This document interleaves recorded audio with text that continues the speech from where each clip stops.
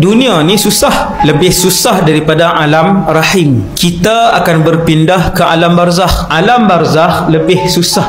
Kalau orang miskin kata sekarang pun susah dah ustaz, hari-hari pening, fikir duit, fikir kerja anak-anak. Kalau masuk barzakh, orang yang mati su'ul khatimah, daripada hari pertama dia akan disiksa. Nabi sebut sehinggalah Israfil meniupkan sangkakala yang pertama. Saya sebut satu je contoh siksaan yang berterusan tu, antaranya kata Rasulullah sallallahu alaihi wasallam, Nabi kata, aku melihat di alam barzakh sekumpulan manusia berada di dalam sebuah rumah api yang tertutup.